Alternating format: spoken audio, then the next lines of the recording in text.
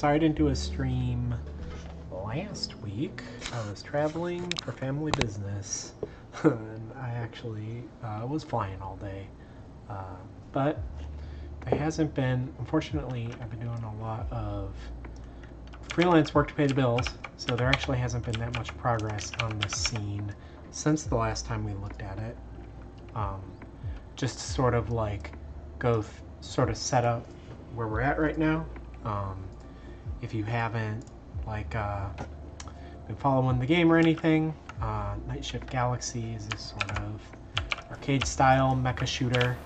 The main character here is a robot, transforms into a jet, and what I've been trying to put together with this scene, we did this like really quick and dirty model of this tank 2 weeks ago.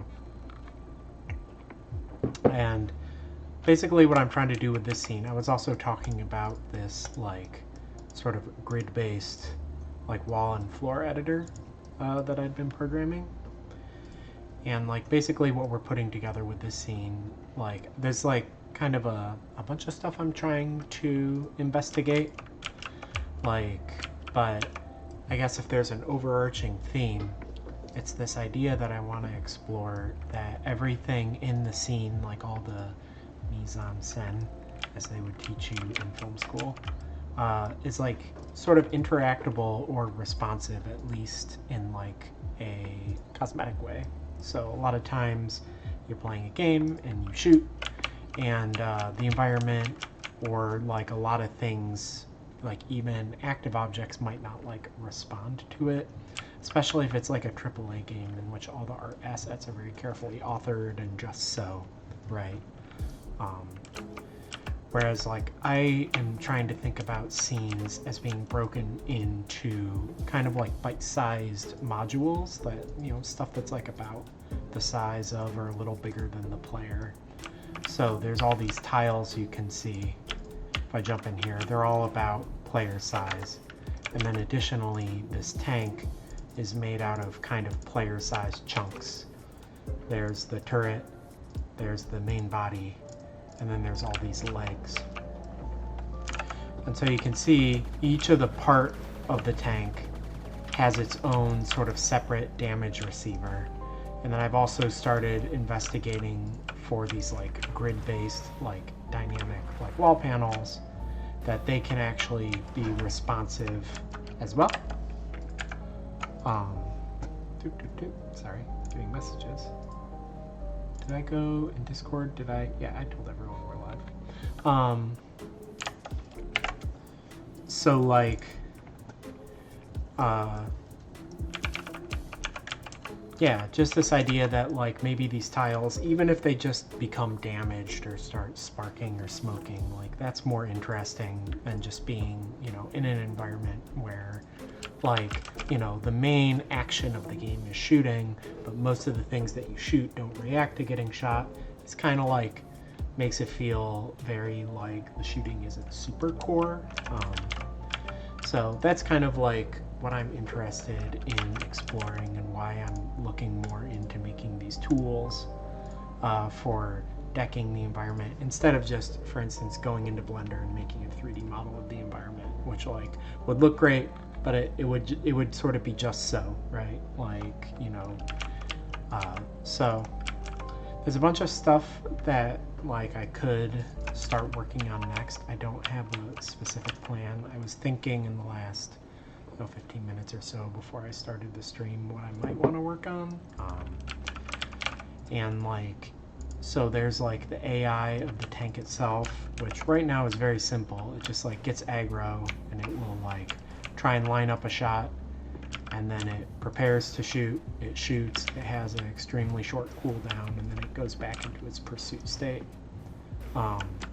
So like there could be some stuff like what happens, how does it behave before it goes aggro? Like, does it have like a wander or like a patrol state before the pursuit state? Additionally, are there cases where like even if you're in this cargo chamber, it can still lose track of you? Like maybe if like I like hide and it can't like get line of sight to me, right? Like maybe it has like a sort of alert patrol state, and then if it doesn't go aggro again after timeout in that alert patrol state, it goes back to its like chill patrol state where it's just moving around. There's also the possibility that we like look more into this like laser blast attack right now is not currently actually damaging the player. You can see it's just like burp. Like all it's really interacting with right now is the environment, so I need to get it doing like the regular damage stuff. I think in this case it's only going to trace the environment, and then the player will be hit as like a side effect of that. Like I don't know if it like hits you specifically and there's an explosion on you, or if it like shoots through you to the environment and you just take like AoE damage or you get knocked back. I don't know. There would be some like investigation of that. Also the possibility that it also has maybe other attacks. It could like paint a bunch of missile targets and then shoot a bunch of missiles, and that's like essentially like an area of exclusion mechanic where it just paints a bunch of like danger zones, and the gameplay is to just get out of those danger zones as quickly as possible. And like I'd already done a little bit of that with some other characters that I'd worked on. There's also like this in the environment, right? Like I think the way that it's kind of just drawing rectangles when it gets hit by the main laser blast isn't quite what I want. There's some like sort of technical improvements I need to make. Additionally, it's not responding when the player shoots it. So I'm thinking about like, oh, do they like, if you just hit it with a normal bullet, does it immediately get damaged, or do I have individual health for like each of the cells, and like you might need to hit it a few times before it explodes. More stuff to think about. And then other stuff is just like, we had modeled this really quickly last week, just to like basically get it in, and like have something that was able to articulate and move around. And like I'm feeling pretty good about that. You can see like it adjusts its feet to the ground, it like lifts itself up when it shoots. I probably want it to also pull its legs in, but it's not like an immediate priority. But I could also like take a screen cap of this guy, do a draw over, and come up with like a more sort of like something that's sort of more at the level of detail of the player character, and then we can start like drawing and modeling that. That's like a possible next step. Or I can start making some other props like scaffolding or generators on the ground that like also take damage. So if any of that sounds interesting to anybody in the chat, or if anybody has anything else that they've seen me post about the game that they want to know more about, definitely like chime in and let me know. Otherwise, I think what I'm going to get started with right now is just this idea of right now I have all the parts of the tanks set up that they like take damage, but I don't actually have like health components on them, and they don't actually like expire in health. I was thinking of doing a thing where when you shoot one part enough, it like turns red, and that like maybe you need to get the whole thing red before it like becomes stunned and vulnerable for a second and like exposes its real weak point maybe, or this is just a kind of recurring enemy where you just have to hit deal enough damage to all of its parts to like fully defeat it. So I think I'm going to do just like a little bit of easy programming right now where I just get health going on all these parts. And actually, let me check real quickly what features their material has. Yeah, it has a kill tint. Okay, so I can, but it doesn't appear to be doing anything. Well, I guess it's because it's so dark. Wait, let's make the base color not so... What's up with this dingus? It's so dark, even though I'm like... Oh, there it goes. So let's just... Here, we'll make you like a bit bluer. And then the kill tint, yeah, tints it. So... Yeah, I think that's like a very simple first thing to do. Oh, why are you taking forever to save this package? That doesn't make sense. Okay, well, you did it. Oh, look how much brighter this dingus is now. So yeah, I think that's the first thing I'm gonna do, just because it will be like some nice mind-numbing activity while potentially other people filter into the stream. And I can sort of like talk through like just sort of the technical side of this stuff in case that's interesting to anybody.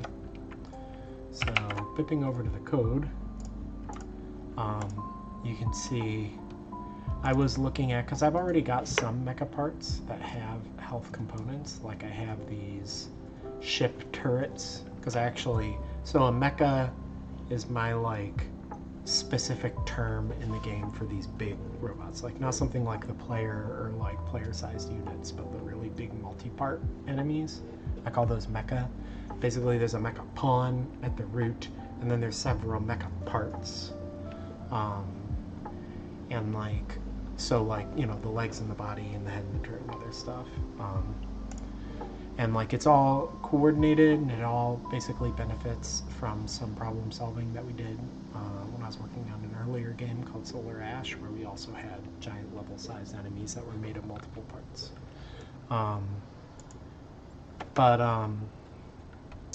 Yeah, I already had some of these things, like you see here, the mecha part turret, that already had their own health.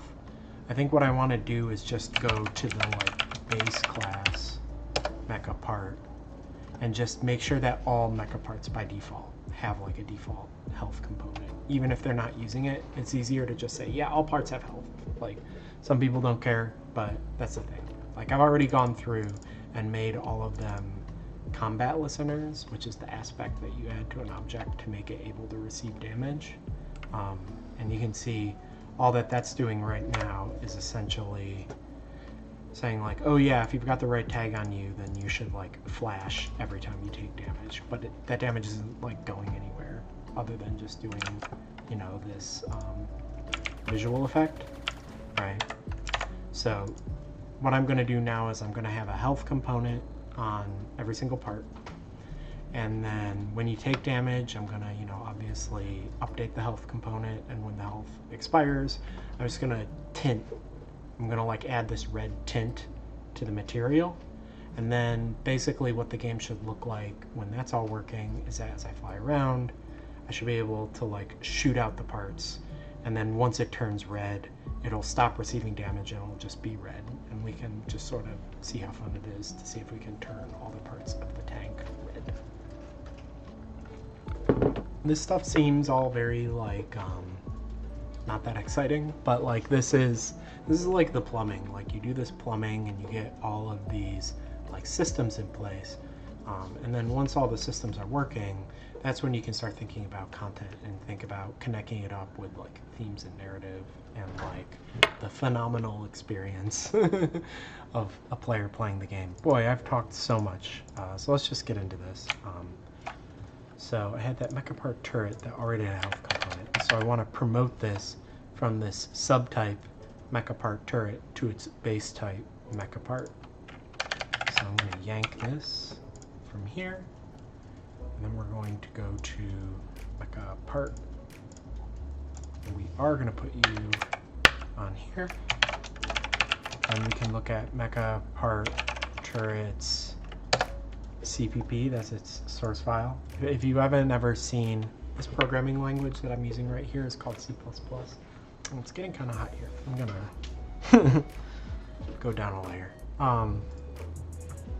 Yeah, this programming language is C++. If you've never like seen this before, the basic idea is that you have these .h files that are called header files, and these contain what are called declarations, forward declarations, in which you just say all the things that are in your program. And then you have these source files in which you go through your program piece by piece, and you define, like, you actually, you know, fill in all the like things that you set are in your program. And then when you compile the program, which is, you know, the verb of like converting it from text into an actual like program that you can run, it just makes sure that like there's a definition for every declaration.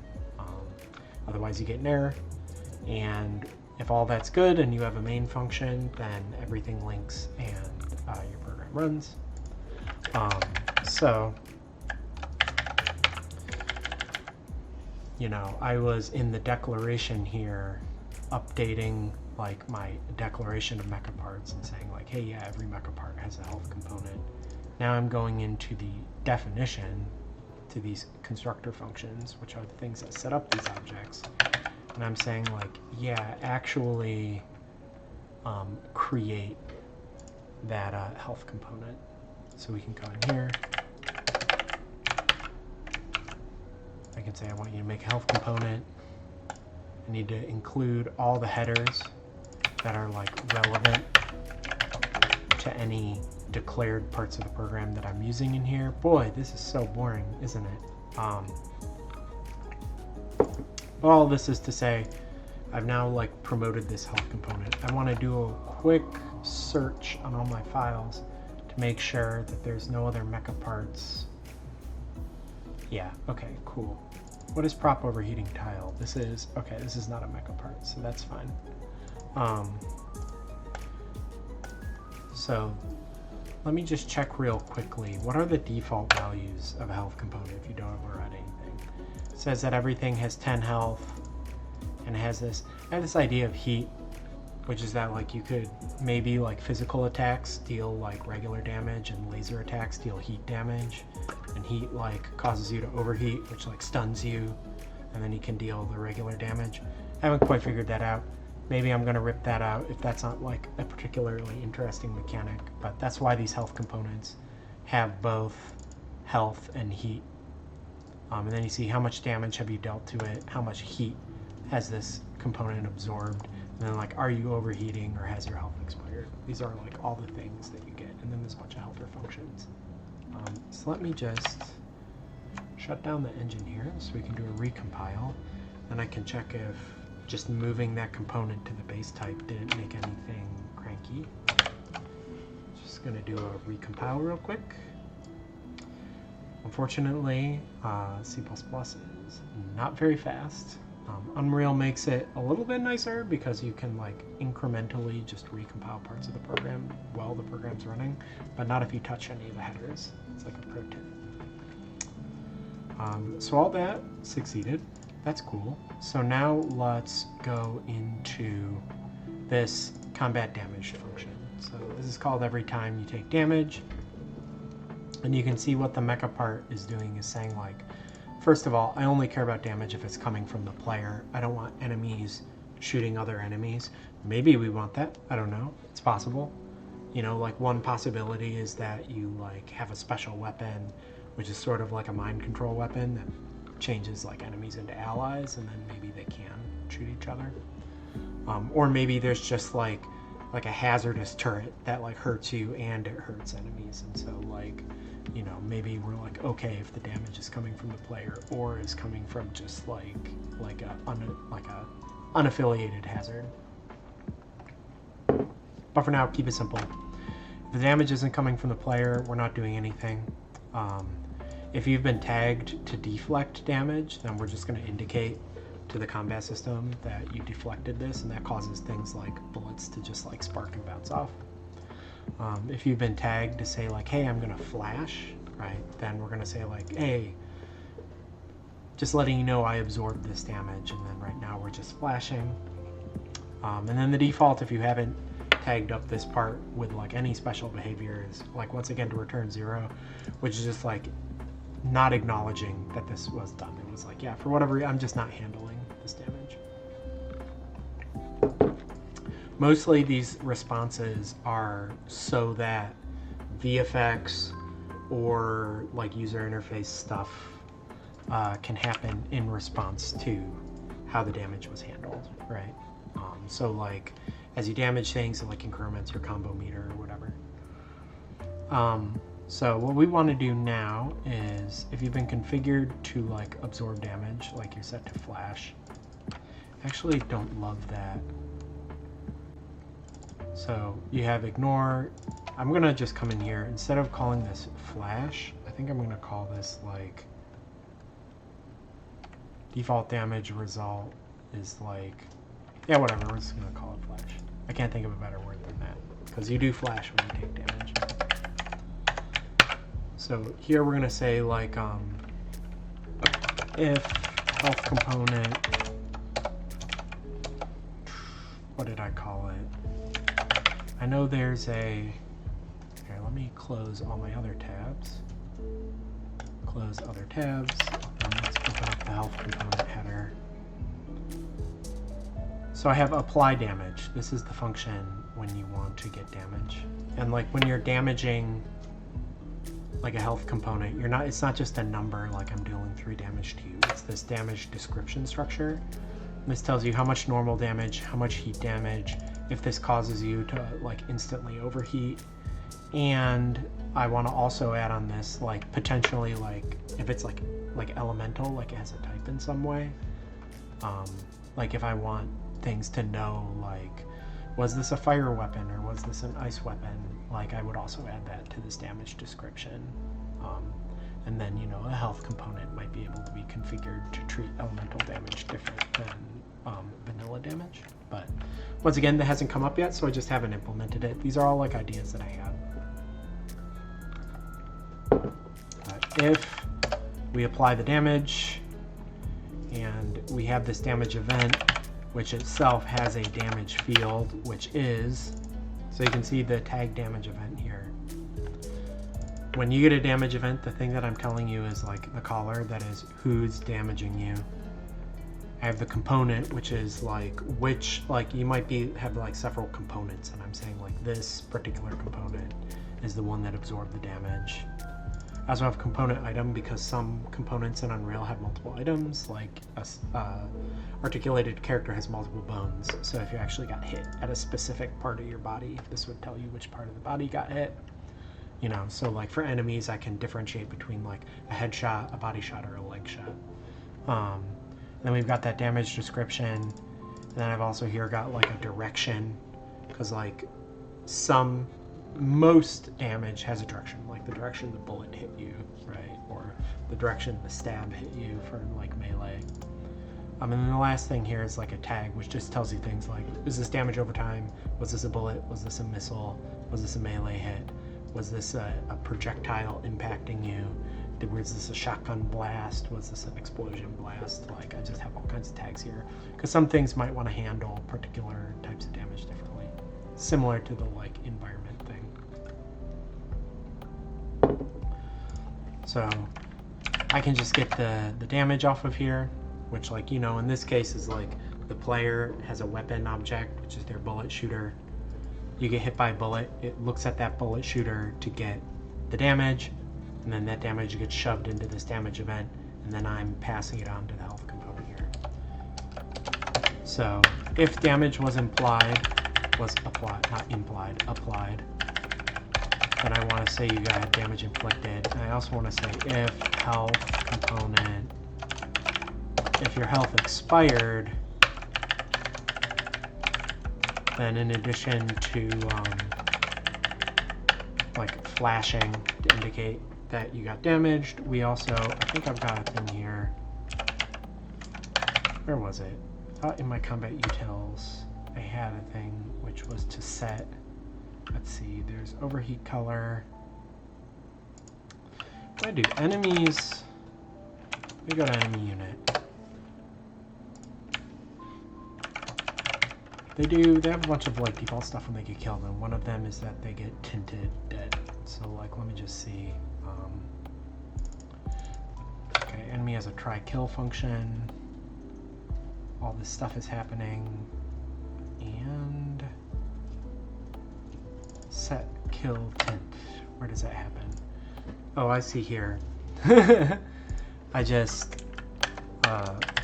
did this code manually. I think I actually want to have this in a helper function. Set kill tint.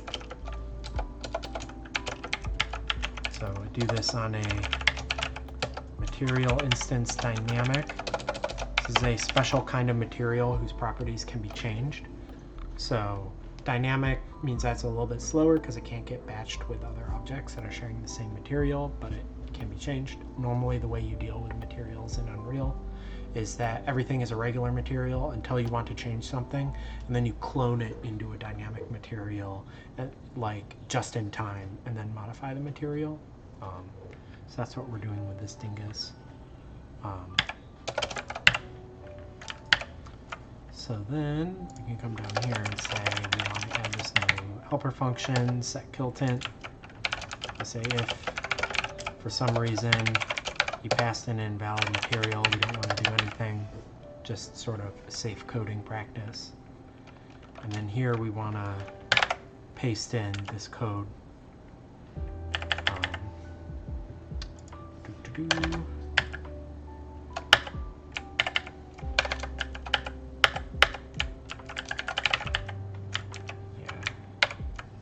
And then here we'll pass in a color. And we'll just default it to red. But I might want to configure that somewhere else. We'll see. This is good enough for now. And I'll add another version of this, which operates on a primitive component, which is like any kind of component that can be rendered.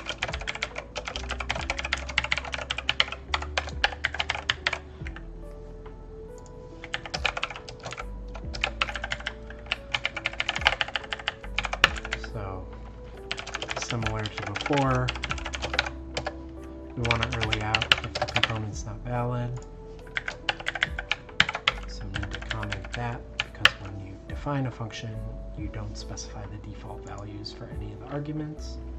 These are functions, by the way. Anytime you have like a kind of like qualified name followed by a curly brace block, that's a function. That's just like a chunk of code. And in between the parentheses here are all the inputs to the function. Those are sometimes called arguments. And then this first declaration over here says the outputs. So these outputs are all void, which means they don't have any output.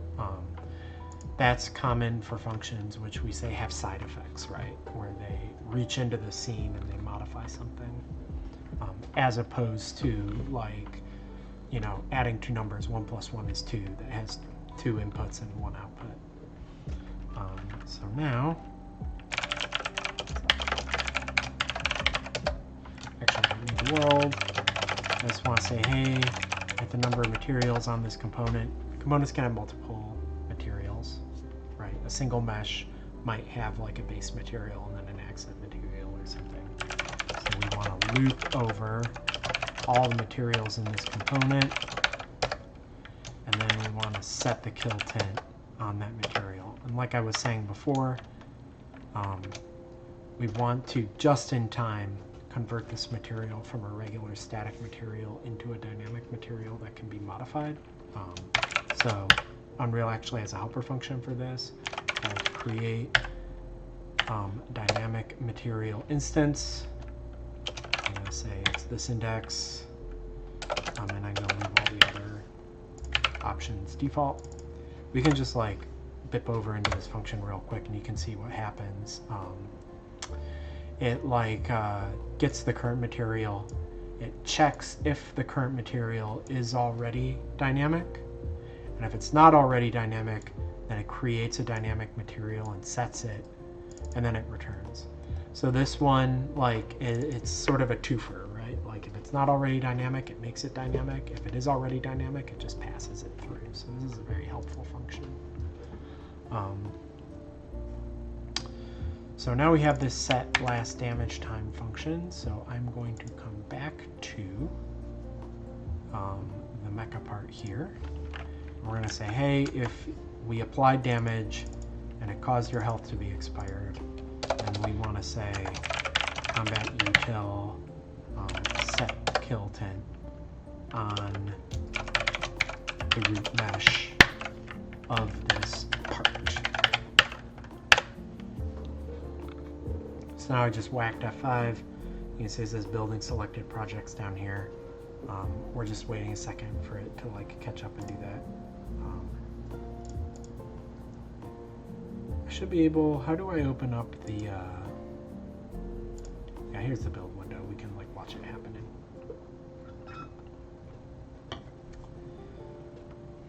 So now that's good. Unfortunately, you can't see it because Unreal puts this on my primary monitor, but Unreal is opening up right now. I've got like a off-screen loading bar, so I'll just vamp over that for a second.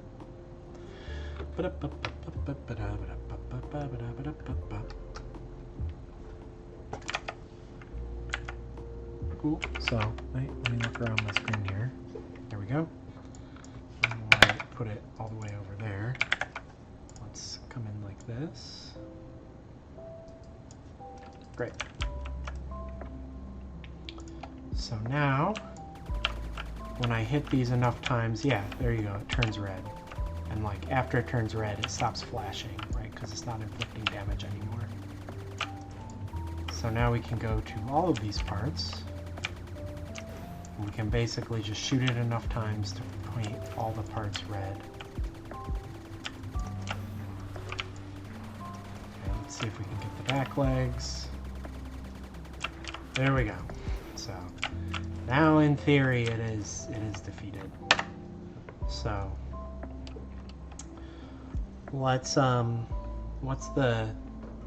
like this is kind of like how a game gets made. Like it's not very exciting, right? Obviously there's a lot of stuff that's missing, but like you don't sort of like worry about everything that has to come together until you're like really like producing like a demo or a build. Like while you're working and developing and like prototyping, it's just about like, okay, let's think of one thing, let's do that one thing, right? So we made them turn red after you shoot them enough, right?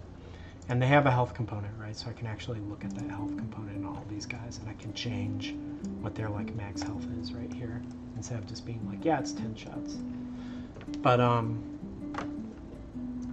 so the next thing is like, yeah, obviously it should stop like shooting you when all of its parts are expired, like when it's destroyed. So let's like add a new AI state to the enemy, which is like, yeah, when all of your like parts have been destroyed, then like you should like go into like a death, like a destroyed state. So let's do that. The AI is owned by what did I call it? It's like a Mechapon tank. So you can see here's sort of the current like state machine. This enemy. Does this make sense for me to? Oh, I can't. Let me know if this text could be easier to read, but I'll just stick with this for now. But basically, you can see it knows that it has a turret. It knows that it has a hip. I think I need to tell it class and part leg. Actually, it has rolling legs. I'll just say leg base, like any type of leg. I'll call this legs. Actually, I wanna. This is just like a little code cleanup thing. I'm gonna put all my forward declarations up top instead of having it down here.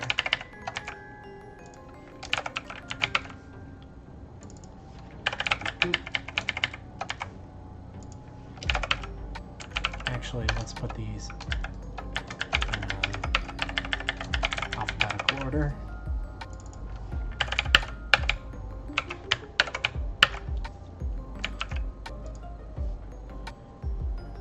So I have get part of type. Do I have get parts plural? Get all parts of type, yeah. I can also get all parts of type, mecha part leg base. That will go into legs. So now the AI controller has a reference to all the relevant parts, and we can write a helper function, which is are all parts destroyed.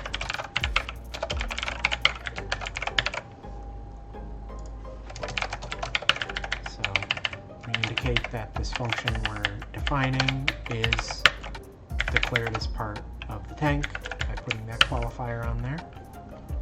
And here we're going to say like if not turret health component health expired.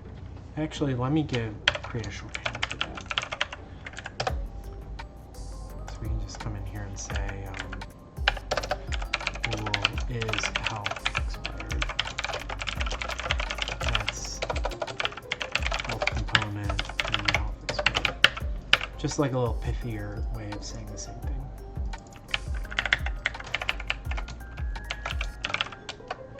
If the turret hasn't been destroyed, return false. If the hip, quote unquote, which is its main body, it's not destroyed, we're not destroyed. Now we want to go through all the legs.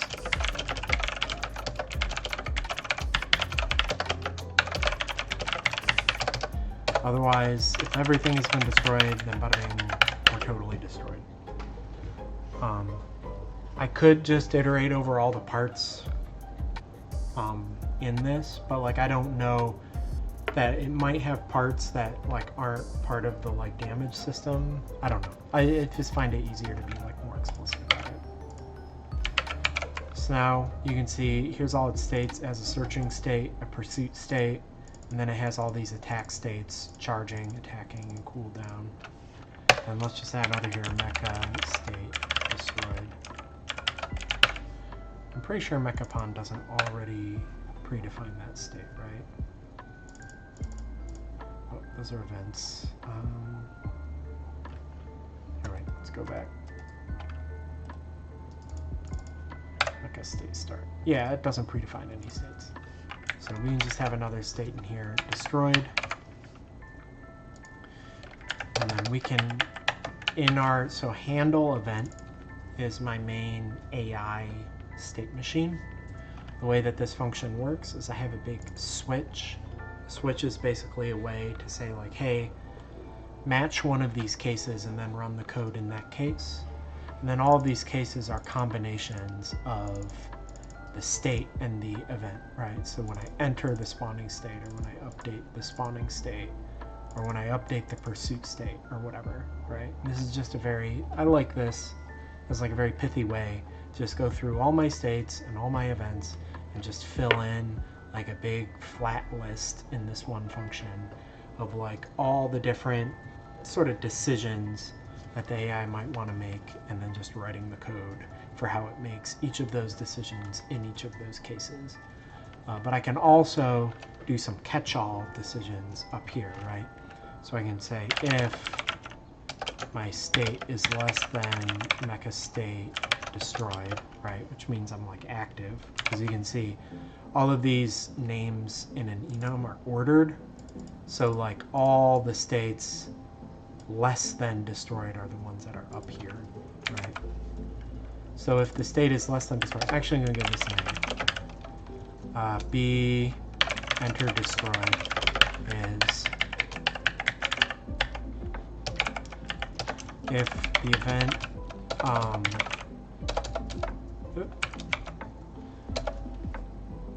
if the event is a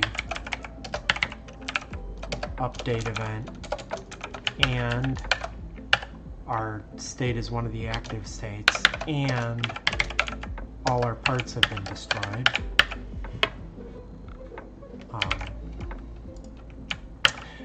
polling this on update seems really annoying. I actually want to add a new type of event, I think, for when a part is destroyed. So let's just say, so yeah, here's all the different types of mecha events. We have entering a state, updating a state, exiting a state, when a hit point is damaged, when a hit point's destroyed, or when all hit points destroyed. I'm going to add in here like part destroyed.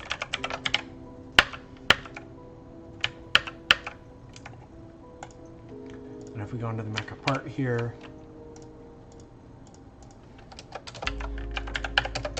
there was this case where the part was destroyed, and we can say if mecha owner handle event. Wait, let me think about this real quick.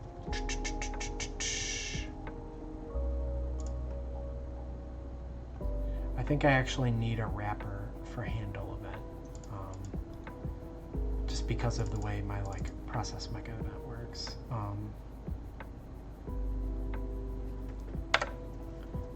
Wait, let me just check process event. Yeah, actually, that's the one I want to fire. Process is a wrapper for handle event that says if the event wants to change, returns a code that says it wants to change state, then it changes the state and then it reruns that event with the new state, which is really helpful, just in terms of being able to potentially short circuit through a bunch of states to arrive at the correct state, and never being in an in-between state. It also handles dispatching those enter and exit calls in a sort of sane way that doesn't lead us into weird situations. But I should be able to just do this. Let's say mecha owner process mecha event, and it's f mecha event part destroyed. And I actually think this is an internal thing, so I think it might be a mecha pawn f mecha event. There we go. So now when a part is destroyed, a event that the part has been destroyed gets raised on the mecha owner. So now in that tank class, I can say if event all parts destroyed equals event.id equals mecha event part destroyed, and are all parts destroyed. Yeah, so here we're not doing this every single update. We're only doing this in response to a part being destroyed. If all the parts are being destroyed, then we should return mecha state destroyed.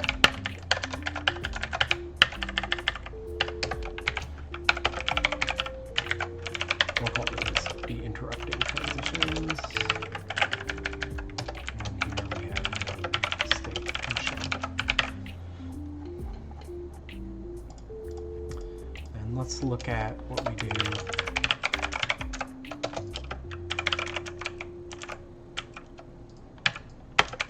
When we enter the destroyed state.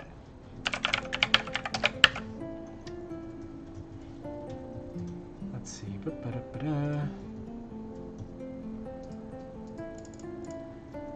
Are any of these?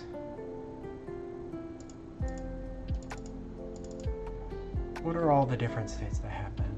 So I think when we enter destroyed, the turret should unlock, just in case it's locked onto anything.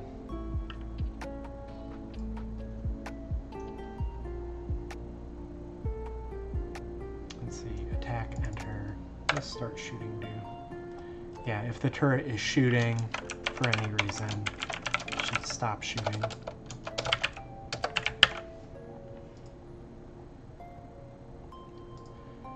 Then what else is happening here?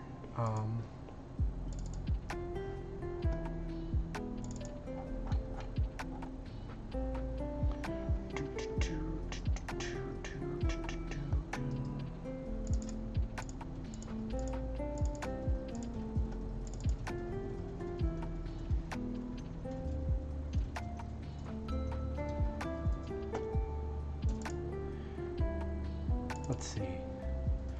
During the attack,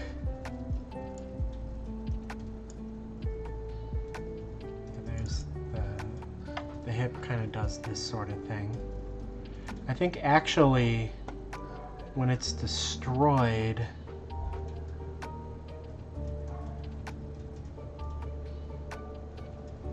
it should maybe wait for a current attack to finish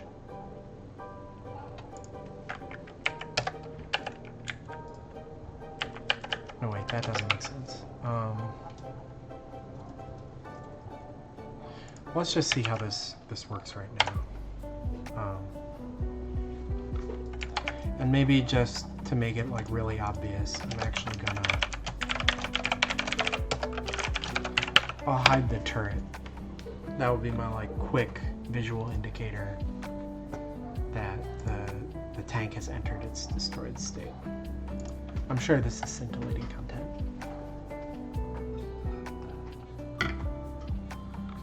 So everything's loading up again. Here we are.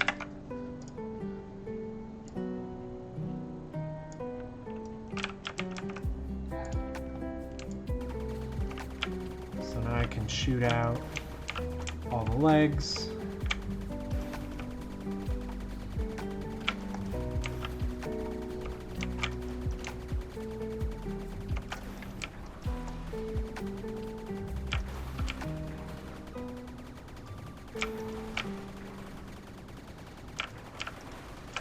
Yeah, and there you go. It enters its destroyed state. I hid the turret to indicate that I know I'm in the destroyed state. Although even though it's invisible, I think I can still walk on it. Oops. And it stopped moving, right? So that is pretty good. And like this would probably be the first of several states. Like you'd probably have like destroying, and then it goes, right? And then it's just totally gone, and like maybe all the parts just kind of go limp. But here, let me go through all of these parts. I apparently can't go through them all at once. But for now, I'm just going to set the health to 1 on everything. Oh, I can't do this all at once. That's so annoying. Actually, I can edit the base type. So here we go. You all got 1 health. So now it should be easier for me to just like get all these parts in one hit.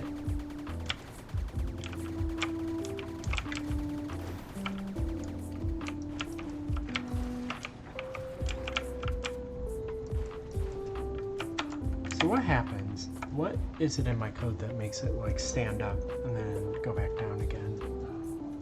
That was interesting. Because like when it's shooting, it's got this local offset.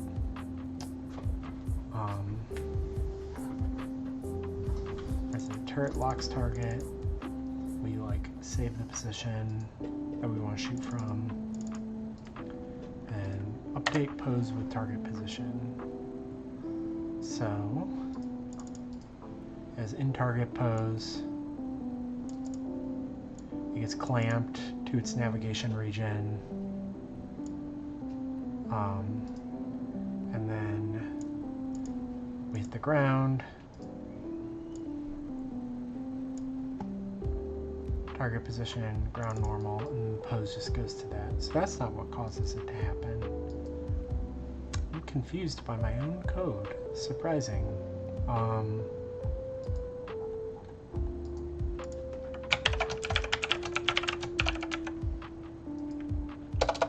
Let me look at the hip part. I think that's the part that's moving up and down. Does it have anything special? It tilts in response to legs. It's got some like purling noise to make it wibble just a little bit. Huh, genuine confusion. I'm thinking specifically about like when the Wisdomesh says, yeah, I can't hear you over the music. Let's take that music down then. Do-do-do. Is that better?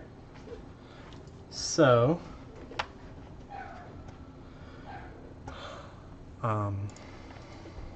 let's think here.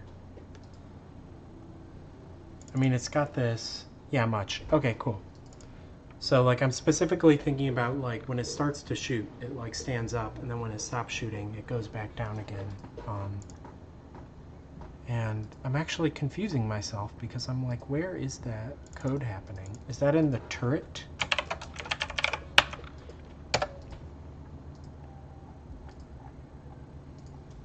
So let's see here. Update part. When it's locked onto a target, it sets its pitch and yaw. And then it's got a bunch of stuff for the beam. When it starts shooting and when it stops shooting. Totally baffling. Was this in blueprint? Let's look at the blueprint.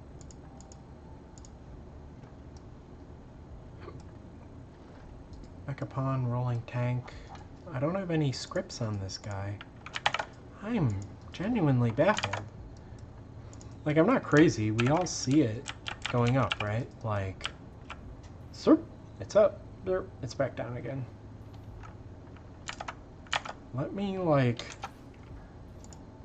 pause right here. And then eject. So here's the position of the rolling tank. That is on the ground, right? So the actual position of the character is down. So it's this hip part that has moved up. By the way, isn't this cool? I can just pause the game whenever I want and like freely move the camera with no clip, and we can just like move around and observe all the crazy stuff that's happening in the scene. That's fun. Anyway, so I know the hip has a local offset. So it's got to be that this local offset is being, like its position is being modified. So let's just search for local, oh, I don't want to type it. I want to search for local offset. Local offset, spell it correctly. Okay, here we go. Mecha post update. So if you're charging an attack, or if your attack is cooling down, then I damp your position up or down. Okay, so this was just like a little, after the update function, I did this little thing. So that's what's happening. That's how like, when it's destroyed, if I go through and I like paint all its parts red again, yeah, it settles back down after it's destroyed. So let's actually maybe go in here and say like, if status is greater than or equal to mecha state destroyed, else do this. And in this case, we're going to damp you even lower. So instead of 0, you're going to be at like negative 100. And we're going to do that over a really small time window, like 0.1 seconds. So I didn't edit any header files, so I can actually just use this like quick hot recompile option. So now, when we destroy the enemy, get that leg in the back, and get it there, it goes down even lower.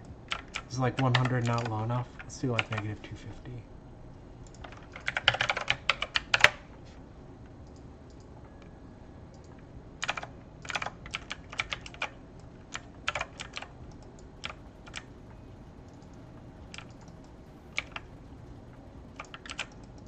Oh yeah, that's like a little bit too low. It's also kind of silly the way that it works, but maybe just 150.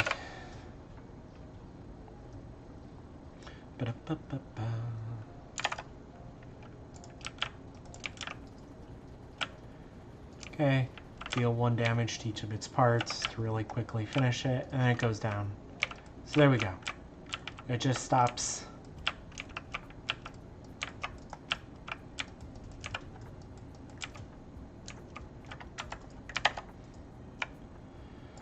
Cool. And then what shall we do? I'm just going to, when I enter the destroyed state,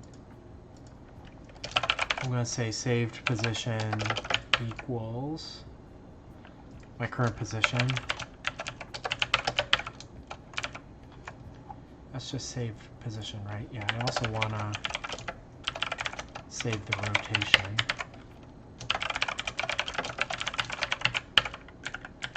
And then when we update the destroyed state, I want to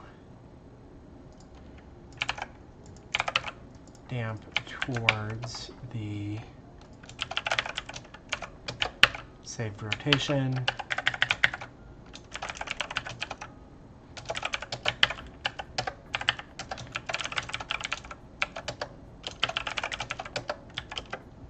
And also damp towards the save position. I'll just use these same parameters. Damp is basically like, instead of like immediately setting the position, we're just going to sort of like smush towards it. It's sort of like, hey, I'm setting a target, you're being rubber banded into this position. It makes it nice so that it's not like, if it's like slowly moving when it's destroyed, it doesn't just like suddenly freeze in place. It kind of like will sort of like overshoot and come back and then like sort of rubber band into its, you know, death pose. So now I can do that. There we go. It has a death state. So I think I can get rid of some of this. We can restore all these 1 hits, I think, to being 10 hits.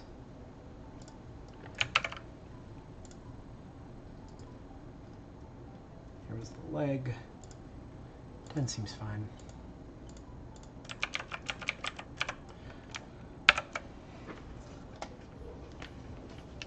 So now, it's not just 1 hit, it actually takes a while.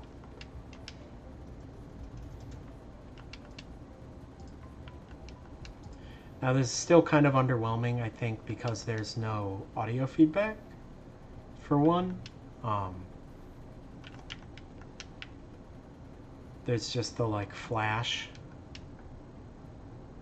So I think the next thing is, like, yeah, let's add some sound effects so that like when it takes damage, it goes like boonk, and then when it like gets destroyed, it goes like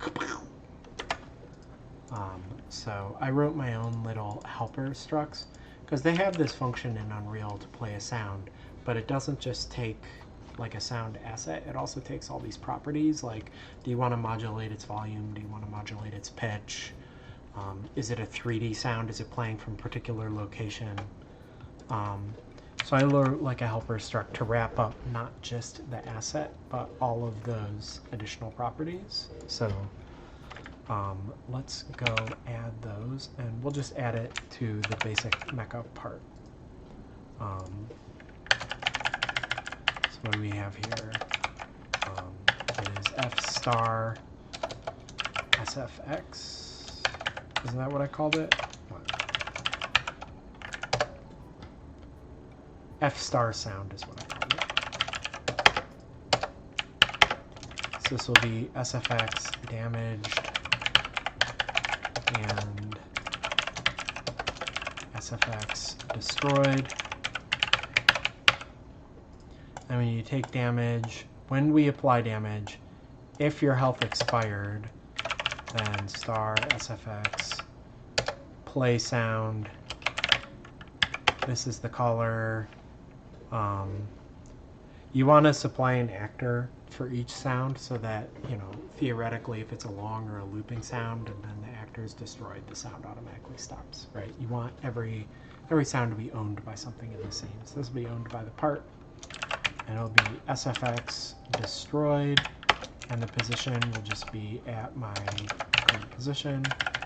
Otherwise, if you took damage but your health didn't expire, that is when we play SFX damaged. So I think I have some temp sounds that we can just plug into this real quick and see how that sounds. I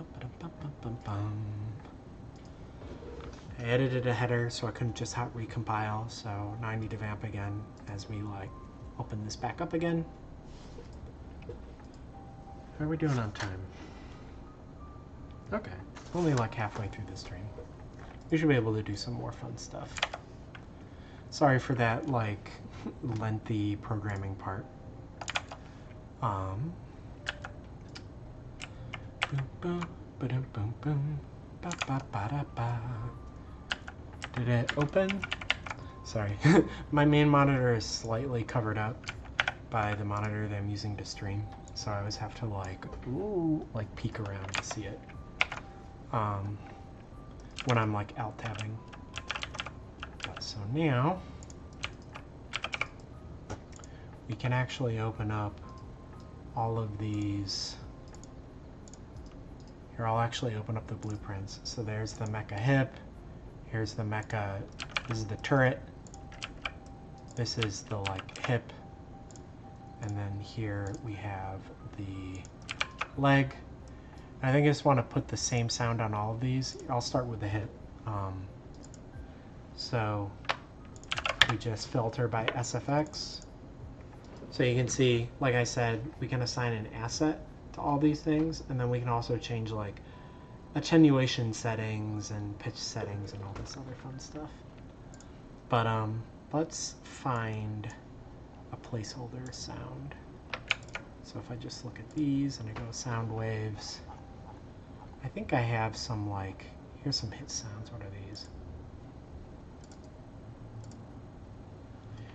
Oh, I think those are very quiet because I have Unreal down. There we go. Let's go with hit 3. So we'll plug hit 3 in when you're on damn it. Why am I not able to? I've selected a sound wave. And I want to assign the sound wave. What's the issue? Oh, you know what? I bet I made these not editable by default. Whoops. Visible anywhere. Oops. These should be edit defaults only. Well, I'll just make it edit anywhere. And make them blueprint, read write.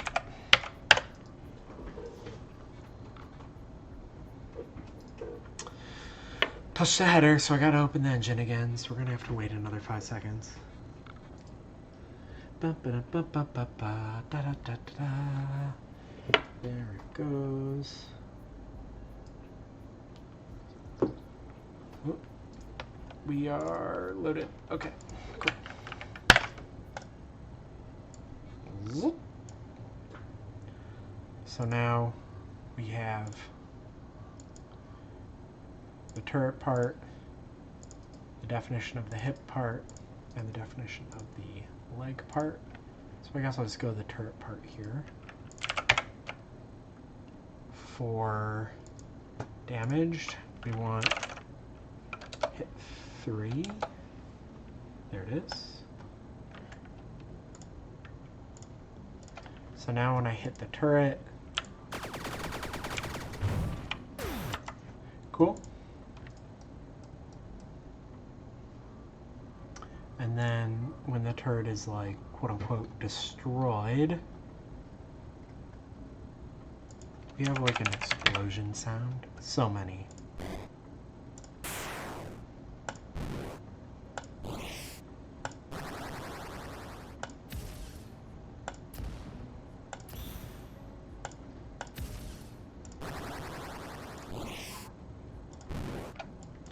I had some like cluster explosions too, right? Yeah, EXP. I like this one, EXP cluster 4. So we'll plug that in for destroyed. And then we'll also put that on both of these other dinguses. We use the same sound when anything is destroyed, and then for the hip, we'll select that, and we will assign that to when anything takes a hit. Because we can use like different sounds for the different parts, so that's why I have to assign it 3 times. And now,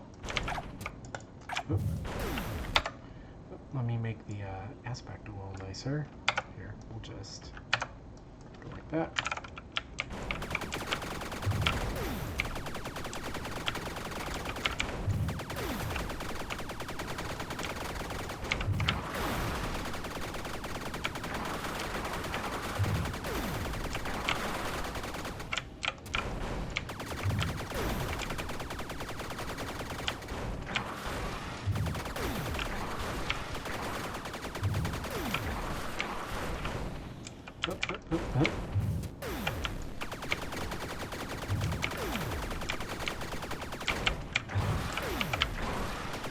This back leg is annoying. There we go. So those were... I mean, it's kind of hard to hear.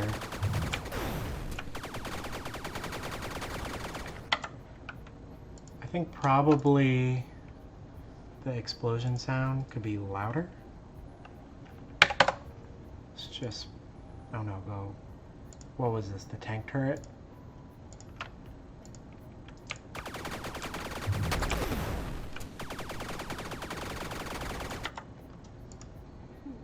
Times 4 was probably too much. Times 2.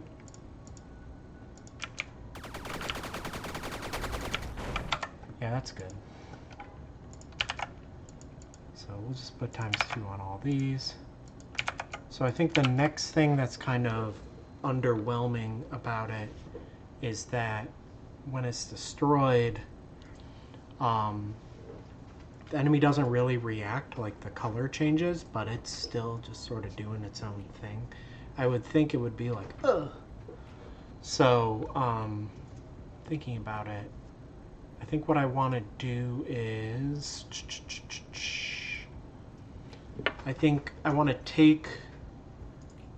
add a function to the like root of the tank, which is like hit react, right? And you give it a position and you give it a direction, and it's as though you punched it at that position in that direction, and the whole thing is going to like lean in that direction, right? So I'm going to need to edit headers, so we'll like shut this down. But Mechapon, does it have a, usually for these kinds of things where I have like layered movement, where like the character moves, but the character also like has like, you know, a rotation when they're moving, is that I'll have both a position and an offset, or I'll have a rotation and an offset. I wonder, does my Mechapon have just a position, or does it have both a position and an offset? So it has a pose variable, and it has a render pose variable, right? That's right. And then render pose is, yeah, so it's, they're concatenated. So the render pose is like the local pose. So here's what we're going to do. I'm going to go to the tank object, and here we're going to say, I'm basically just going to have a direction, and I'm like, I hit you in this direction, right? And then it can, you know, go in those directions, right? So hit direction, we'll just initialize you to 0. And then game timestamp, I'm gonna have a time which is like hit time, right? And these timestamps, they initialize to just an invalid time, right? And my invalid time is just the distant past, right? So like if I actually check the timestamp, it would say like, yeah, this was like 10 million years ago. And that's how I know it's invalid, right? Because I would never take a timestamp back in like the prehistoric era. So yeah, now what we want to do is add a function here, which is like, I'll make this a private function, which is receive hit, and we'll be like at position in direction, and we'll just say in direction.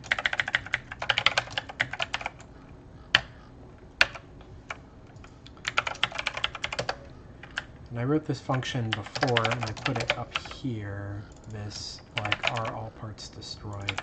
I actually like defining functions in the same order that I declared them. So I'm actually going to move this down here to the end of the file. So when we receive a hit, we're going to set the hit direction is just going to be, let me get, so up direction is up,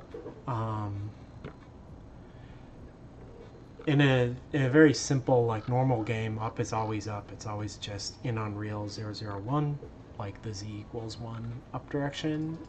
But I have changing gravity in my game. You might be on a moon where you can walk around the moon, and if you're on the South Pole, then up is pointing down, or if you're at the equator, then up is pointing horizontally.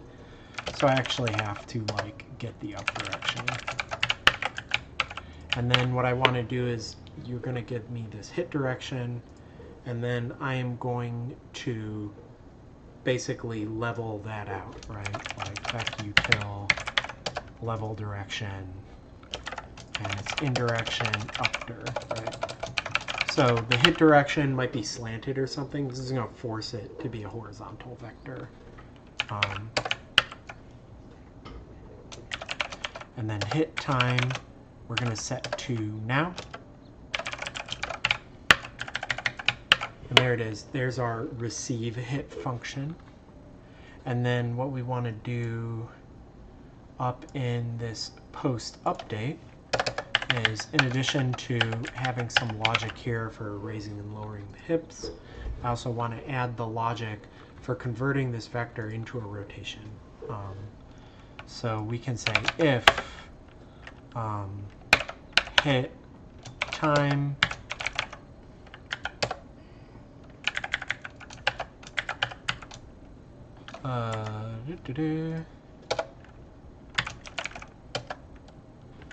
if we have not timed out,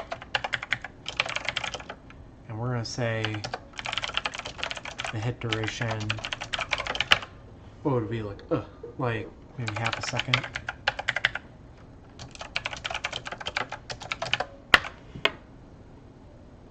So then we can say the progress is hit time elapsed divided by that hit duration. And technically this should be a ratio. This should be greater than 0 and less than 1.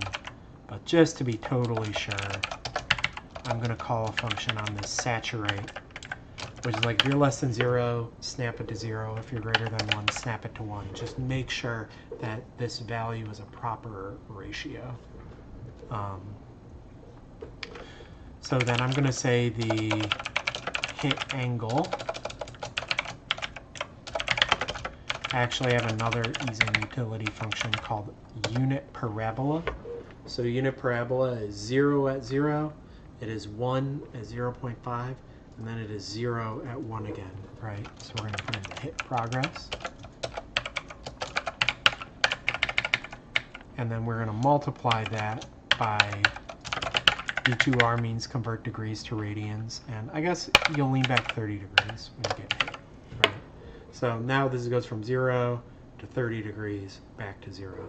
So we know the angle, but when you're rotating an object in 3D, you don't just need the angle, you also need the axis, right? So you can think about like a bicycle wheel, right? You have the angle that the wheel has turned, and then you have the axle of the wheel, right? And then as you rotate the wheel around in space, you know, it's always rotating around that axis, right? So like here, it's like a little coordinate system. If I'm rotating around the x-axis, right, it's like this.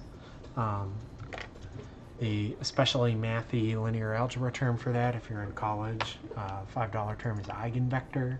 The rotation axis is a eigenvector of the rotation transform. So how do we compute that? Basically, we've got the up direction and we've got the hit direction, right? And we want, actually, now that I think about it, I'm going to be getting the up direction here. So down here, I don't actually need to get the up direction. I can just save the indirection. And then here what we're going to do is we're going to get the up direction, and basically we're going to take its left hand, because this is Unreal, so we're doing the left hand rule. I want to take the cross product of, so the hit is actually going to be, wait, let me think about this. So if we take the direction vector, the direction of the hit, so like let's say I'm hitting this way. If I take that direction crossed with the up direction, then I'm going to get this rotation axis. So hit axis is the hit direction crossed, and in Unreal they use operator overload, so you can just use this little caret character to mean cross product because it's so common. You cross that with the up direction, and then here we're going to say get safe normal, and this is going to get us the like actual hit direction,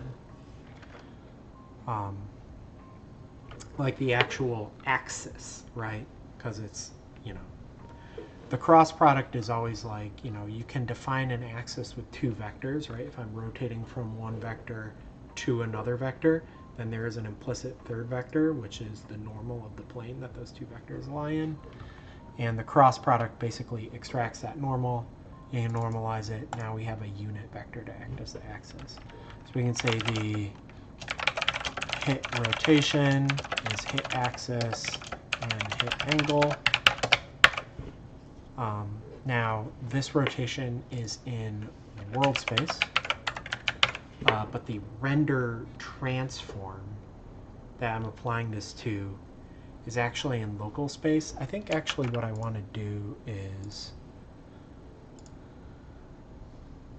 one option would be to convert this rotation from world space into local space, which you usually do what's called the sandwich operation, where you say A inverse times B times A. That takes B from world space to the local space of A. But actually, this is like such a common thing where I'm going to be like applying a world space offset to like a mecha pawn, that I think I actually just want to build this in as a default feature.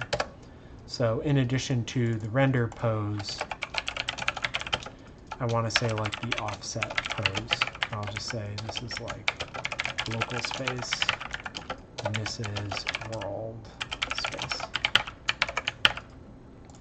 So now, wherever I'm using render pose, I'm going to say offset pose times pose. The order of these, by the way, this always gets messed up because like math for like matrix multiplication in different game engines and different programming environments and different math textbooks sometimes transposes it. And Unreal is weird because it uses textbook order for quaternions and matrices, but it uses transposed order for rotators and transforms. I don't know why, but for my rigid pose matrix type that I made for my own game, I just use math textbook order. So it's world space on the left, local space on the right. If you ever want to know, like if you're ever thinking about the order to multiply matrices, I'll give you like a real quick tip here. Basically, if you're going to say that like some vector is equal to some matrix times some vector, then like world space has to be on the left, because if you think of like the matrix as being A times B, right, then this could be expressed as A times B times some local vector, and then we can put, because matrix multiplication is associative, we can put parentheses anywhere. I can put the parentheses here and you would see V times B is local to A, right, because B times B is the local vector that is being multiplied by the A matrix, right? So now if you're in a transposed order, right, like this implies basically that V is a column matrix. If V is a row matrix, which means you're transposed, which is very common if you're in like old school DirectX code, that would be a case where you would see V times M, right? And so obviously v times a times b would be now a situation where a is local to b, right? So just always look, do you write matrix times vector or do you write vector times matrix? That'll tell you if you're column major or row major. And if you're column major, then it should be world to local, left to right. And if you're row major, it should be local to world, left to right. Just an easy mnemonic. That will work for every single textbook that you ever look at. It may not work for every single programming API that you're using, because the people who wrote the API may have fucked up and made it confusing unnecessarily. But at least for my guys, I treat everything as column vectors. So to make the offset pose world space, I have to put it on the left-hand side. Now let me just make sure that render pose is not, it's only being used in those two places. Excellent. So now in my tank, I've computed this hit rotation, which now I can actually just set offset pose dot rotation is equal to. So fquat, by the way, that stands for quaternion. This is a very fancy way of just saying an angle axis rotation. It's a way of combining an angle and axis into a single vector that makes it very efficient for the engine to apply rotations to other vectors. Just kind of smushing them together and doing a little bit of trade. It's like a whole topic that like has a bunch of like foot guns and other particular things that like there's lots of wailing and gnashing of teeth about, and lots of blog articles get written, which is like how to really understand quaternion. They're not that complicated. It's an angle axis rotation. So anyway, now we've got this thing, and so what I can say is like if event.id equals mecha event part destroyed. Now this is, I need to know the direction of the damage I think that destroyed this part, right? But let's come in here and let's just say a mecha part pointer part. And this is for part destroyed. So I need to go to mecha part. And unfortunately, I can't just pass this in. I have to say a mecha pawn f mecha event. Here we have this event, and we say event dot part is this, and then we dispatch that event. So now I've parameterized this event. So we can come back into the tank here. And I think what I'll do is I'm just going to compare the position of the part. Does that make sense? Actually, this doesn't make sense. Wait, I need to think about this for a second. Let's say fmecha event has damage direction as well. And this is also for part destroyed. We can go back to mecha part. We can say event.damage direction is equal to damage.direction. This is just making sure I'm communicating the correct information back to the AI that the AI needs. And then in the tank here, actually this is like becoming so, when I need to think about this for a second. I think I'm going to change this. I'm not going to do this with an event, actually. I'm going to, let's get rid of this stuff. I'm just going to have a function here in icon. Sorry, this is getting into like code stuff. Let's get rid of part destroyed. Let's get rid of part and damage direction. I'm just going to add a separate function instead of making that like an AI event, just for simplicity. Handle part destroyed. It's a mecha part. Nope, not.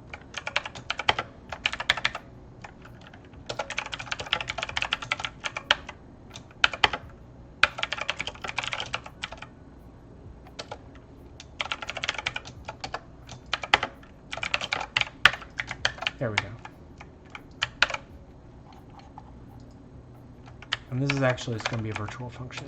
So.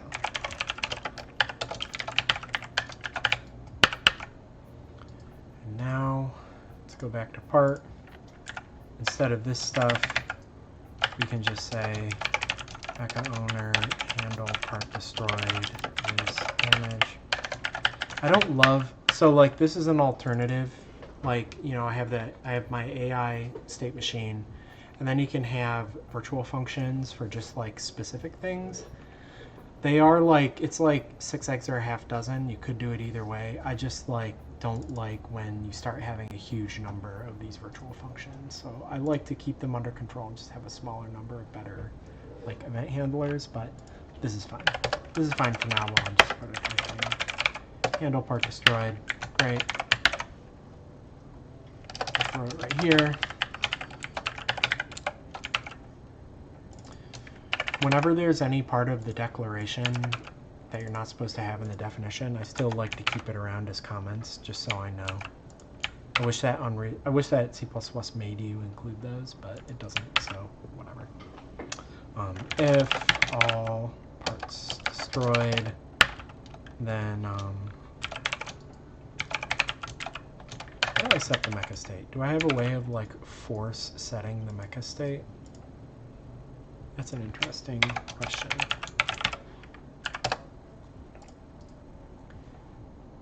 Set status, okay.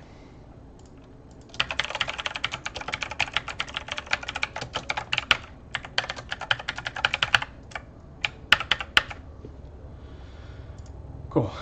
So if all the parts are destroyed, then we're going to be destroyed. But also up here, we're going to say like receive hit in the damage direction. Great. So now, when a part is destroyed, it should lean back in the direction of the like hit. And I might do this for like both like hit and damage. I don't know. We'll see. But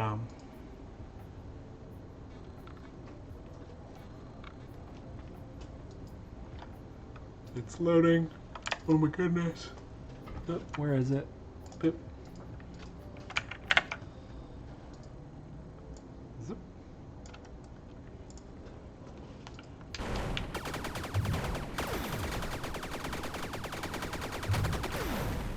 Wait, did it lean the wrong way?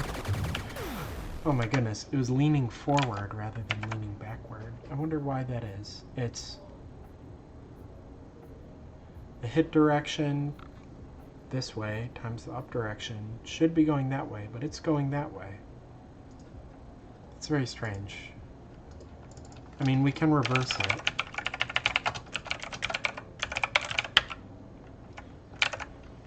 I don't know why it would need to be reversed, but let's just see. Now I'm actually going to take the duration down just a pinch. I can show I'm just live coding right now, so this is a lot faster.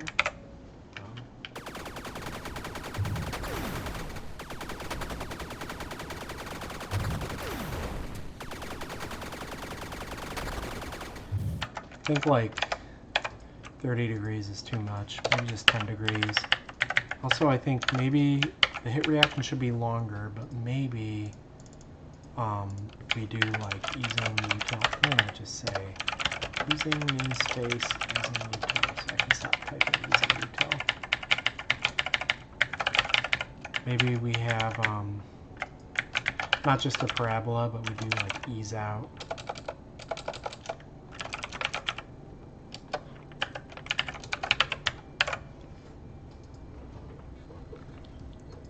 So it should like go back quickly and then recover slowly, I think. Let's see.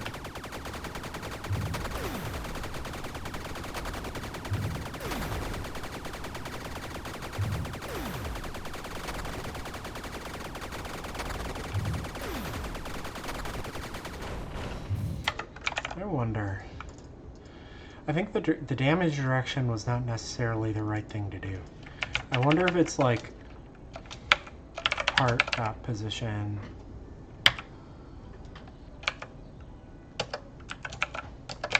minus my position.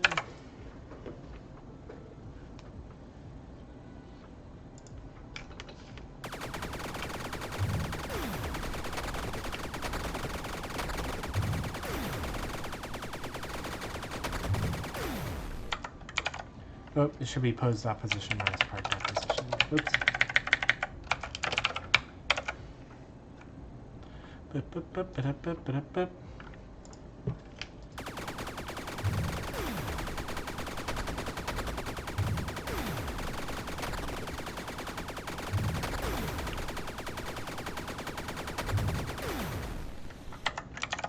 Maybe that one doesn't seem quite right either. Maybe we say like the part direction is this, and then we say hit direction is just like halfway in between them.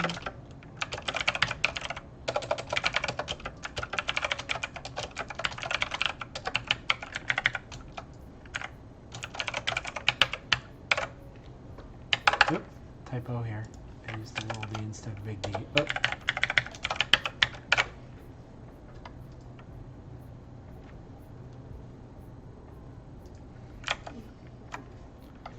So now let's check.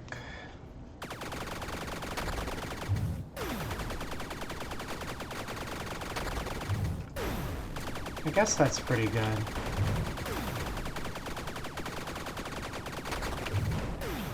I think it's still, I think actually 65 seconds was a little too long.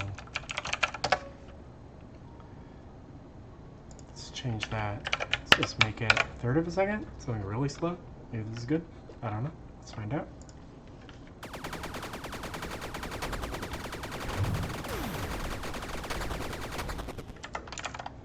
Maybe a longer time, but instead of using quadratic easing, we use quartic easing. This is to the power of 4 instead of to the power of 2.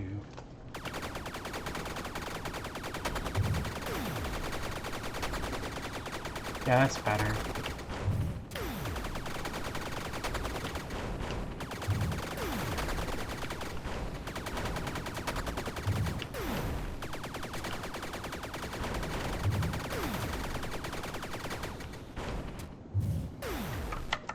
I'm not super sure. Wait. No, you go that way. I'm going this way.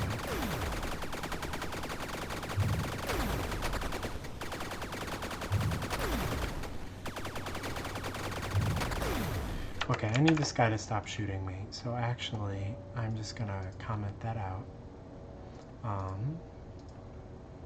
Here we go.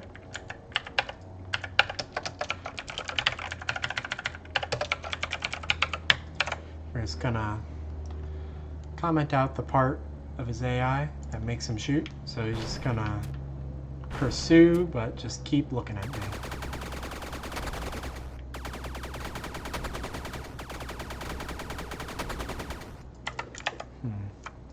Maybe in that handle function,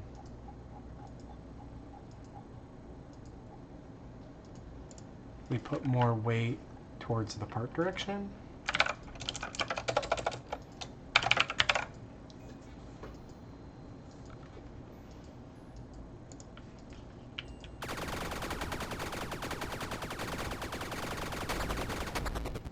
I think it would also be good to level this.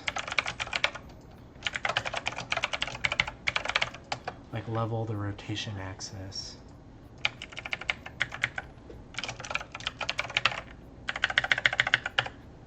And I think that makes this get safe normal unnecessary because I think level direction normalizes its result. Yeah.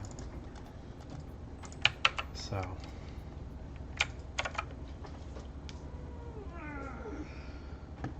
Now let's see. Does this give us some like more stable hit reactions?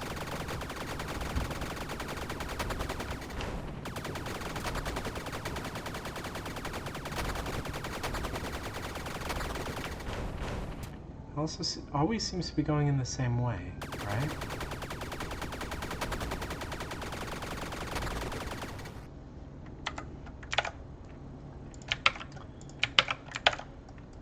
Okay, so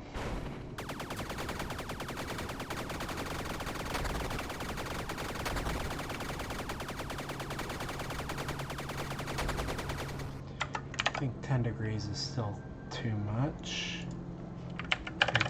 Have it again, take down to 5 degrees.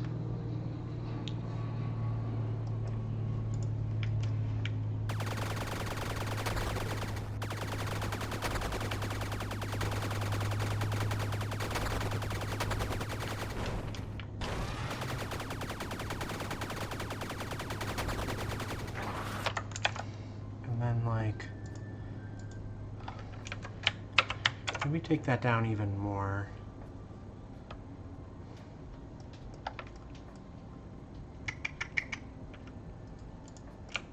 Where actually is relative to the hips? Okay, so the registration of them is down here. That seems right. That's pretty centrally located.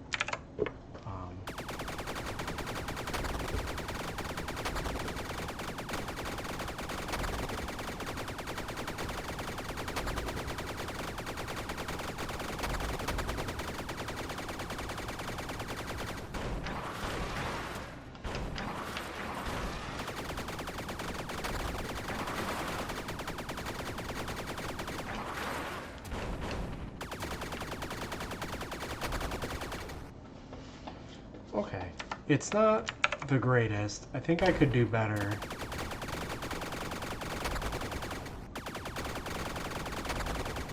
Maybe like jumps up a little bit as well. Let's see about that.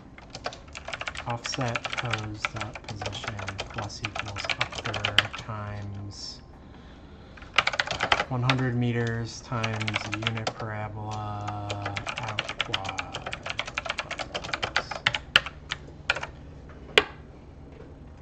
Generate a little hop. Maybe that'll make it look a little better. Whoa! What the hell happened? Oh, I said plus equals instead of equals.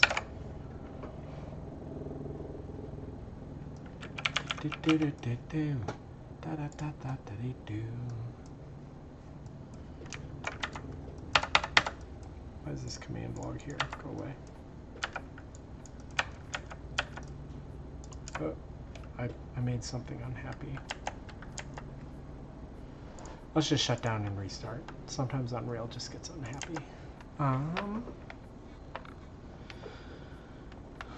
Sorry, I'm gonna have to wait a second here. Loading 50%, 70%, 78%, 86%, 95%. Okay, here we go. We're loaded. Zoop.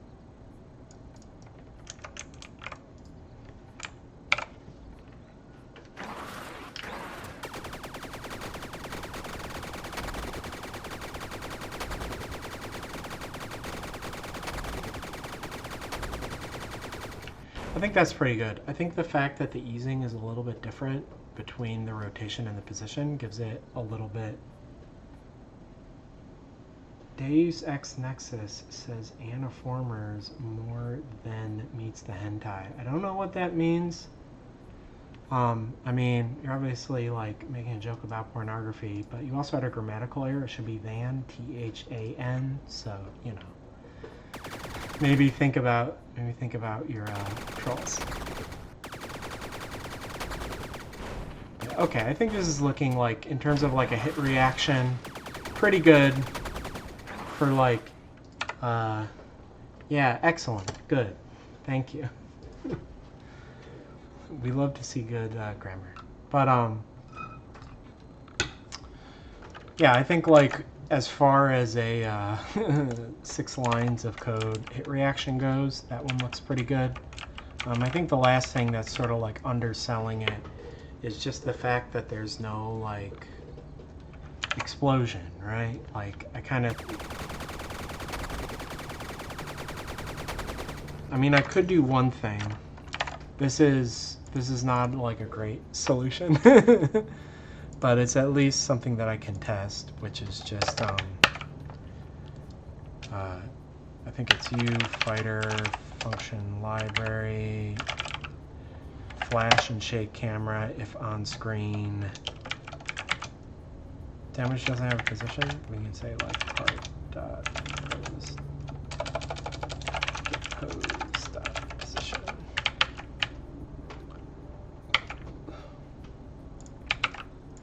that should be a little arrow, a little C++ weirdo thing.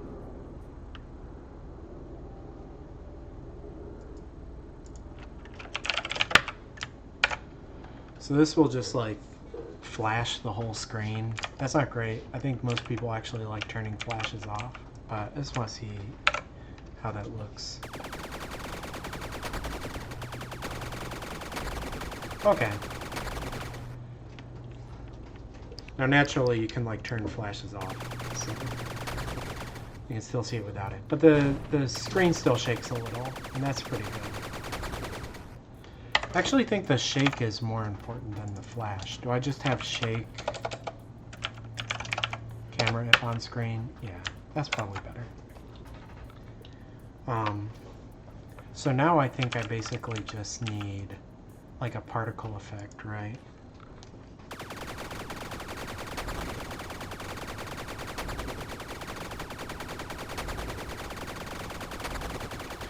Actually, what I might do is flash all the parts. So let me just go through for part in parts. Actually, when I'm doing a loop, I generally like to use it, short for iterator. Transformer more than meets the eye, but it's anime. Ah, I get you. I get you. So let's see here. We can say like combat util, set last damage time, it, root mesh. Why don't I have, wait, is mecha,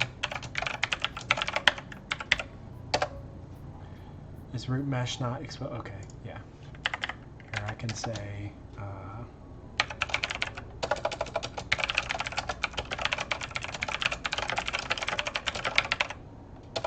actually, let's not expose that. Let's just make this, wait, whatever. So then we come back to our tank pawn. Get root mesh. So now it's just gonna, I'm basically just setting a timestamp on the material on all the meshes on the tank, indicating that I want to like do a flash. So now when one part is destroyed, the whole body of the tank should flash.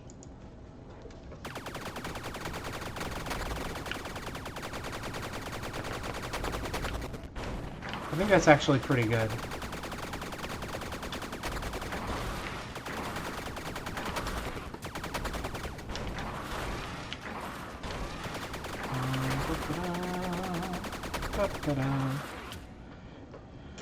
Cool, that's looking better. I think really like the last thing that I want to try out just in terms of like little gameplay work on this tank is that, I mean, you may not have noticed it, but the way I've designed the game right now is that you actually have, while you're shooting, like while you're holding the trigger down, the camera rotation is dead zoned so that you can move the crosshairs around the screen instead of always shooting directly into the middle of the screen. Like, I like that because it makes it possible to do more like strafing, like circling around enemies and kind of shooting to your left. And like it still keeps the actual like composition of the canvas dynamic, but it's a little challenging to do with gamepad. So I do have like auto aiming hints. But like one of the things that I wondered about in situations like this is if I put auto aiming hints on every single part, if they're all gonna like interfere with each other and your like reticle's gonna snap around, or else it's gonna be hard to point at like specific things. So I think the last thing I want to try and do is put auto aiming hints on all the parts to see how that feels. But then also when the part is destroyed, it should deactivate any like auto aiming hints so that like once the part is destroyed, it's no longer like vacuuming in the shooting reticle. So let's try this. Let's bring back the user interface. First, we can open up this hip part. So you see, this is my blueprint just for the hip section of the tank. And I think it's, what is the component? The aim assist hint is what I called it. So we'll just place the aim assist hint like, where should we place it? Like, okay. Maybe like right here. And then we'll do it like right there. So now when I'm aiming with the gamepad, you can see it like vacuums in to that point right there. I think I might want to actually move it down a little bit so that it's not so close to the turret. So maybe like right there. But then what I also need is encode when parts are destroyed. I'll just put this in the damage handler right now. But we're going to want to go through all the components.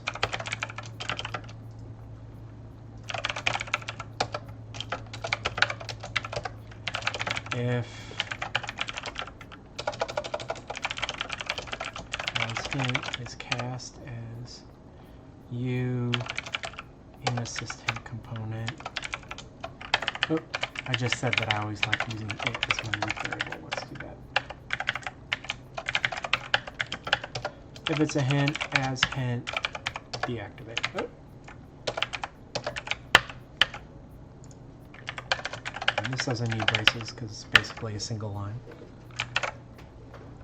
So now we can compile all this.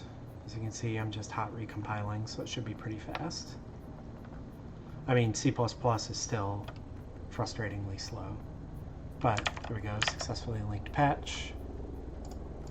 Now we can open this back up. So now, once it's destroyed, it should stop vacuuming in, yeah, the cursor. So now let's go to all these other parts. I think for the turret, we'll add a hint, an assist hint. This is just a mesh component. This isn't like a, yeah. Maybe we add it like right here, like right at the base of the barrel, a little higher up. And then let's look at these legs. This one we're going to add a hint.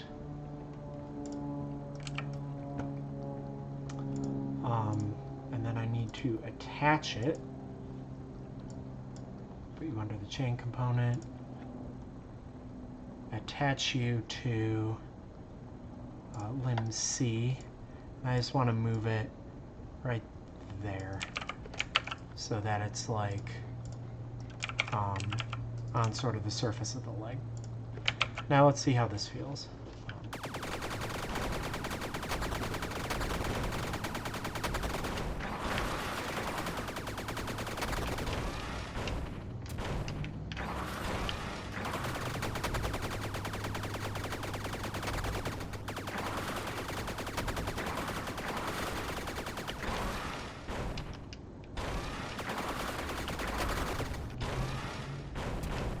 Okay, that didn't actually like feel too bad.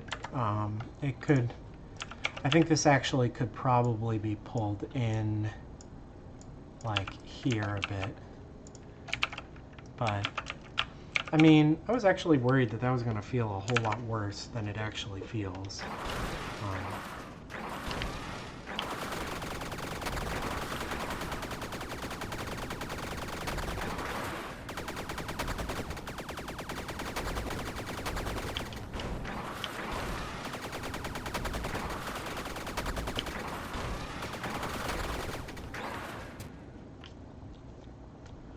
Okay. Let me give that one more run.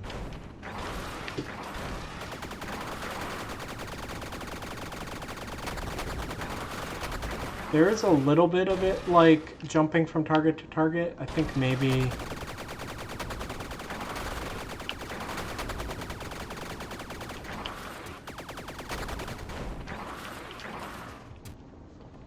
I think maybe I could probably make the hysteresis more sticky. Hysteresis is a fun term for like whenever you have an analog threshold and you don't want flickering on the boundary, you can kind of like have two thresholds, like a separate threshold for on and off. A common example of this is a light switch, right? So like if a light is off and you put it halfway, it stays off, and then if you put it all the way up, the light turns on. And then if you put it halfway, the light stays on, and then if you put it all the way down, the light turns off, because there's a high threshold and a low threshold rather than the threshold just being in the middle.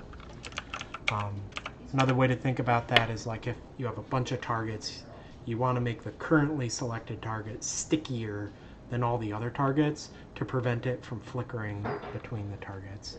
I already have some code to handle that, but I can probably make it more aggressive. But like even in its current state, like I'm worried that it was going to feel a lot worse than it actually feels. So just to sort of like end out this stream, let me like update the AI here to turn shooting back on. And then we'll just see how it feels to sort of fly around when it's also like taking pot shots and like pausing from time to time.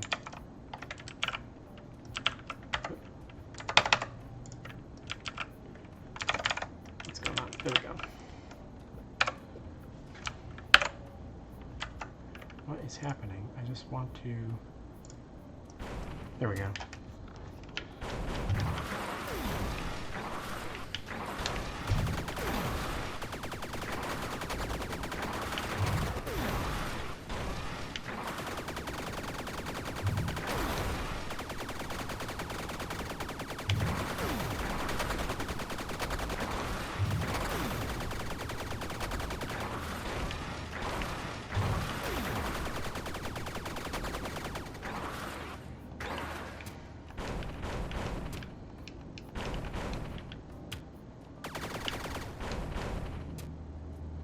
Okay. I'm feeling pretty good about that. So, and it's like 2 o'clock, and I'm like starting to feel kind of lightheaded because I had a small breakfast and I haven't had lunch yet. So I think I'm going to call it there. But this is a fun stream. Thanks for watching. Actually, before we go, I had made this light in order to make it more readable. But now, let's make it a little bit darker again. Let's come back in here.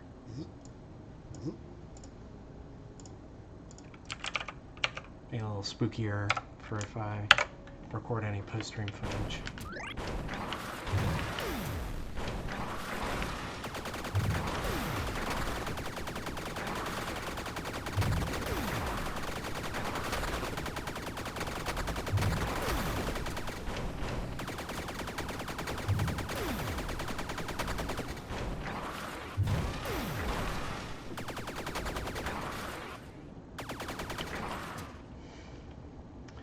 I wonder, do I really need the hit effect, like sound effect?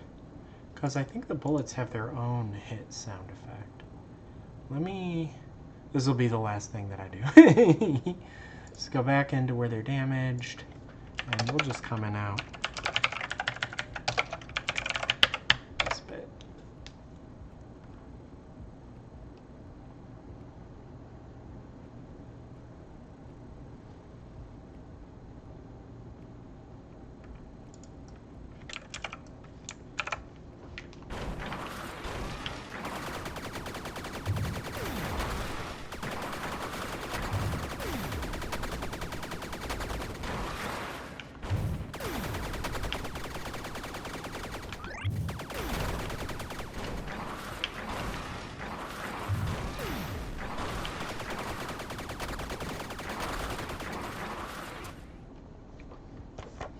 Cool.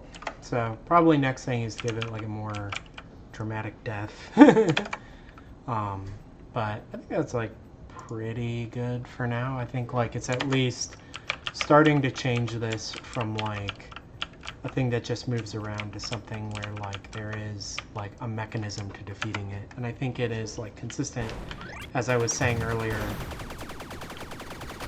with my feeling that I want to like break up the whole scene into chunks of things that are like either player sized or some small multiple of the player size, like the chunks of the tank or the chunks of the environment, and just make everything damageable make everything have like a destroyed or like, you know, polished off state. Just so that like the whole world is more fun to shoot stuff. So, my name's Max. The game is Nightshift Galaxy. I do this every week, Pacific time, from like noon to 2-ish, like this. I also put it up on the VOD if you either missed anything earlier in this episode or if you want to watch it later. And then I've got an archive on YouTube for all the past episodes. This is like approaching 50 of these streams. Wild, who could have imagined? Game's on Steam. If you want a wish list, Nightshift, one word, Nightshift Galaxy. I'll also just link it. I mean, if you found this stream through like Blue Sky or Twitter, I'll like drop the links there as well. But yeah, this was a whole lot of fun. Thanks for watching. Bye.